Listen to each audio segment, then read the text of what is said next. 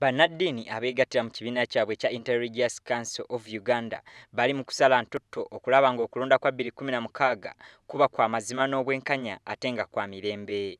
Bano baweze nga batagenda kutiisibwa bannabyabufuzi mu kaweefube waabwe gwe baliko kuba bo baagala mirembe mu ggwanga.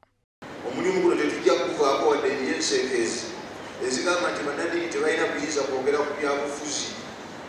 Bossi bannayuganda bongerako nti bamala dde okutegeeza bekikwatako nti okutegeka okulonda okw'amazima n'obwenkanya kyetaagisa okukozesa ebyuma bikalimagezi okwewala obubbi bw'obululu obuviirako obutabanguko mu ggwanga.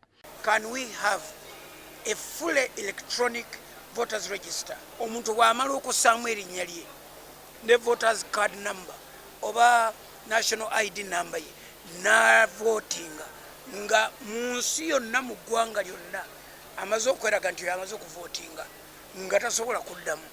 Ekyo kijja kuyamba nnyo okubba obululu. Bannaddiini bawakanyizza ebigambibwa nti balina kyekubiira bwe kituuka ku byobufuzi naddala olw'ebintu ebibaweebwa ng'emmotoka ze bakozesa ne bategeeza nga bo bwe batayinza kukyusibwakyusibwa n'obuntu obutaliimu.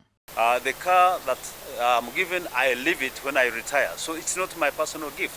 So that means it's part, the church complements the government efforts, the mosques, and therefore we are leaders who support the efforts of leadership in this country.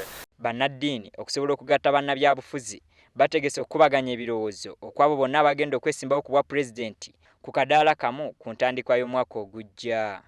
Quoted what happened in Kenya last elections. We want our presidential candidates to come and address issues and be questioned together, and they have face-to-face interaction.